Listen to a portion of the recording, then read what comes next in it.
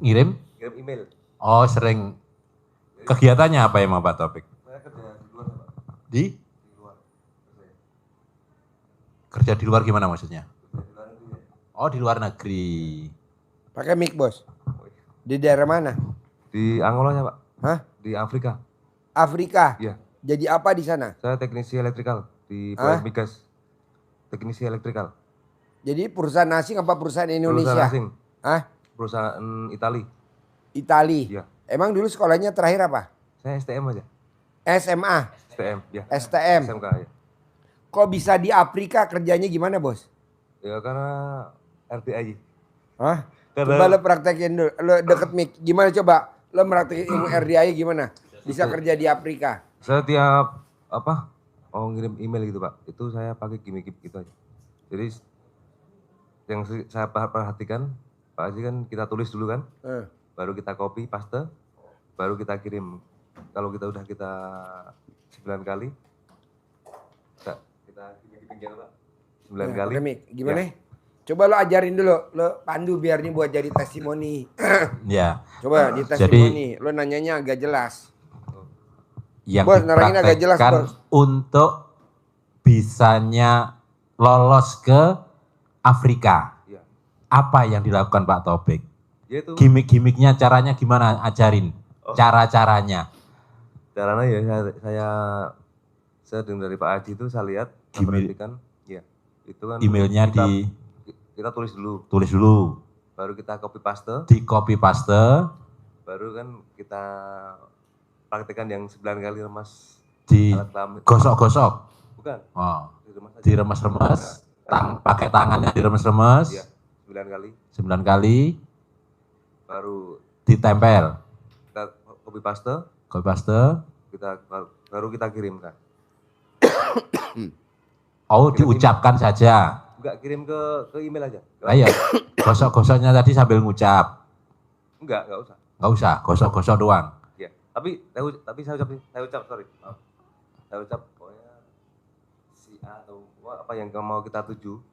Pasti menerima. Itu, pasti jawabannya bagus dan terima dengan email saya pasti diterima. Email saya pasti diterima. Email saya pasti diterima. Nah, itu. Kalau enggak gitu, nurut manut katut. Ya. Baru di copy paste. Di copy paste. Kirim. Oh, tangannya ini sudah sebelum copy paste, tangannya dicolek-colek dulu. Ya. Oke. Langsung hasilnya? Hasilnya itu terus dapat panggilan. Ya. Bahkan waktu Covid itu saya tetap berangkat di lain. Ketika yang lain susah nyari kerja itu. Pas Covid itu malah berangkat. Terus kerjaannya apa di sana? Saya teknisi listrik. Listrik? Ya. Teknisi listrik. Iya. Afrika Selatan. Di Angola. Di sana kalau kerja gajinya kalau dirupiahin berapa bos?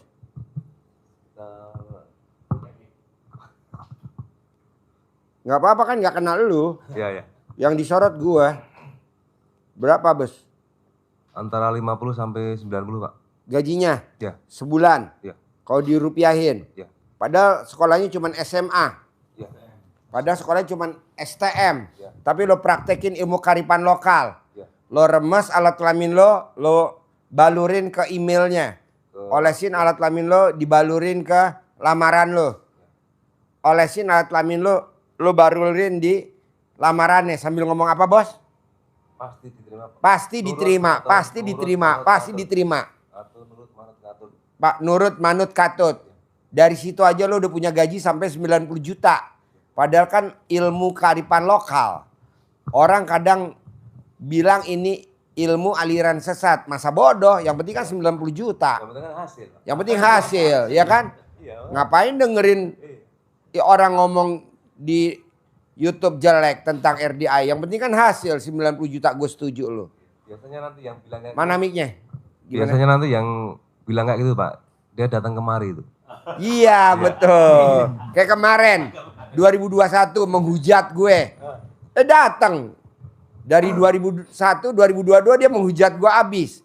Kemarin datang 2025. Takluk. Oh jadi lo nyolek alat kelamin taruh di lamaran lo. Colek alat kelamin taruh di lamaran lo. Colek alat kelamin sambil ngomong nurut manut katut. Diterima lamaran gue dipanggil. Nah ini lo sekarang maksain ke RDAY. Sekarang nih apa hajat lo? Kan alhamdulillah lo udah pernah meraktik RDAY, hajatnya terkabul. Apa yang lo maksa nih hari ini mau privat? Saya mau apa? Kemarin udah saya praktekkan. Yang mana? Yang ini juga. Yang ini juga? Iya, saya karena standby agak 2 bulan kemarin liburnya kan. Terus saya email. Saya minta 1 bulan kerja, 1 bulan libur. 1 bulan kerja, 1 bulan libur. Ya, itu kejadian. Oh kejadian? Ya. Nah ini saya mau. Mic-nya deketin. Ya, mau saya target saya biar kalaupun nanti 1 bulan kerja, 1 bulan libur, gajinya itu naik gitu Pak. Hah? Gajinya naik. Oh gajinya naik? Ya. Maunya bos berapa dari 90 juta kalau dirupiahin lo maunya gaji berapa sebulan? Ya maunya 100 lebih Pak. Kenapa enggak lo tulis 500 juta gajinya? Kayak tamu RDA yang tinggalnya di Mampang. Gajinya 500 juta sebulan. Oke, 500 juta sebulan. Siap, oke Pak. Ya. Dan nanti luar biasa. Pas libur kayak gini Pak, itu tetap dibayar gitu loh. Iya, dia juga begitu. Oke. Ya. Dia kan ditambang juga. Dia ditambang. Gajinya sebulan 500 juta. Kearifan lokal ya? Iya, ilmu kearifan lokal. Coba lo praktekin. Tapi dia sedekah subuhnya nggak pernah bolong. Dia sedekah subuhnya 1 juta tiap hari. Jadi dia sedekah 30 hari 30 juta. Tiap hari gaji 30 juta. Sedekah subuhnya 30 juta tiap hari. Maksain sedekah subuhnya. Transfer ke sini 1 juta tiap pagi. Kalau Jumat Barokah dia sedekahnya 2 juta. Sekarang dia sedekah subuhnya udah 2 juta. Kalau Jumat Barokah dia 4 juta, double. Ya, ada Pak Kiai. Sedekah subuhnya 3 juta. Pak Kiai. Namanya Pak Kiai Haji Sarif. Ada lagi Umi. Umi, bos gula terbesar di Jawa Timur, nomor 1. Sedekah subuhnya 3 juta. Setiap hari 3 juta. Setiap hari sedekah 3 juta. Duit ngejar dia. Tiap hari duit ngejar. Nah lo mau berapa? Bebas. Bisa gak Pak Haji aku 1 juta? Boleh. Boleh gak aku 2 juta? Boleh. Aku boleh 3 juta? Boleh. Paksain. Nah Jumat Barokah juga dipaksain sedekahnya. Jangan bolong. Nah lo lihat. Emang kenapa sih Pak Haji mesti sedekah subuh? Lo cerita. Kenapa mesti sedekah subuh? Kenapa maksain sedekah subuh? Nggak ada sedekah subuh. Iya. Seikhlasnya nggak ada. Maksa. Paksa. Jadi kuncinya sedekah itu maksa. Dipaksa. Kita harus memaksakan diri. Kita harus maksa. Karena Allah pun juga maksa kita untuk sedekahnya. Maksa. Ada ayatnya Allah nyuruh kita harus sedekah. Bukan seikhlasnya dan bukan kalau kaya. Enggak. Allah merintahkannya maksa. Ada di surat Ali Imran ayat 134. Siapa yang disayangi Allah, yang dicintai Allah itu adalah alladzina yunfikuna fis-sarra'i wad-dharra'i. Yaitu orang-orang yang menginfakkan hartanya, yang bersedekah dalam keadaan lapang maupun sempit. Saat lapang kadang kita lupa. Saat sedekah. Saat sempit sambat. Sambat tuh ngeluh. Sambat itu ngeluh. Ngeluh. Aduh, buat makan aja susah, gimana mau sedekah? Kata Allah, kemarin lo kemana aja? Paksa. Waktu hidup nggak mau sedekah, udah mati. Minta. Allah, hidupkan saya sekejap aja. Mau ngapain kalau gue hidupin, kata Allah? Mau sedekah. Lah kemarin lo hidup ngapain lo? Malah mainan mic, bukan sedekah. Tau gak mainan mic? Mainin alat kelamin di dapur pakai sabun. Ya Allah. Hah? Karaoke. Karaoke. Ayo lanjut bos. Iya. Lanjut. Jadi dipaksa. Dipaksa. Lah sedekahnya dipaksa, utamanya sedekah yang kapan Pak Haji? Yang utama adalah sedekah subuh. Pak Haji selalu sedekah subuh. Harus sedekah subuh, paksain. Sedekah subuh. Kenapa sedekah subuh? Karena ini setiap subuh, sebelum subuh itu malaikat patroli, 2 malaikat untuk melihat hamba-hamba Allah yang sedekah dan yang tidak sedekah.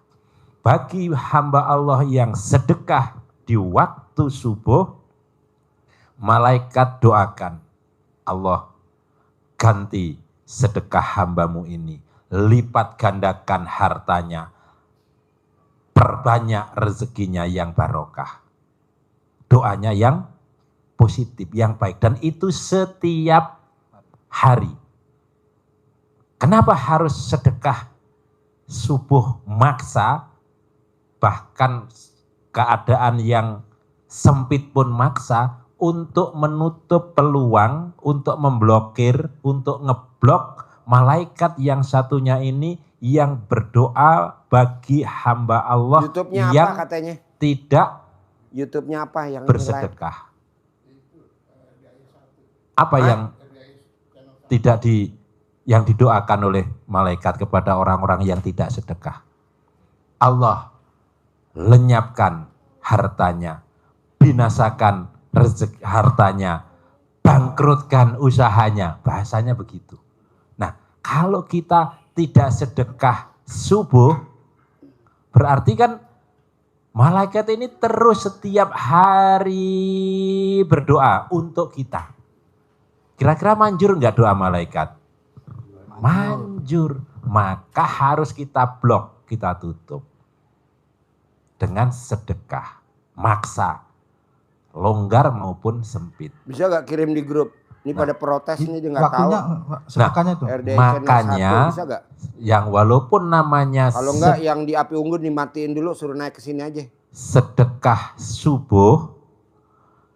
Api unggunnya nggak penting. Kadang kita suruh naik ke sini. Sedekahnya habis subuh, kelewat. Padahal malaikat sudah keburu berdoa yang jelek tadi. Masalahnya kemarin aku di bel dulu, di bel. Iya, gitu kan. Nah, gitu. Nah, seberapapun maka sedekahnya Pak Haji ngajari kepada kita semua ini, sedekahnya curi start. Kenapa curi start? Supaya tidak kelewat waktu. Curi startnya di kapan hari? Curi startnya di awal perubahan hari.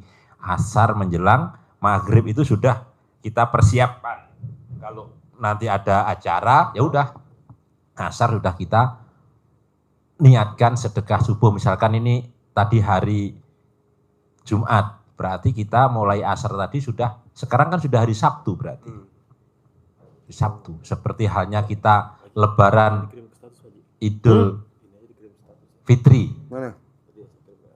Kirim ke saya. Menjelang maghrib, kita sudah mulai pukul beduk.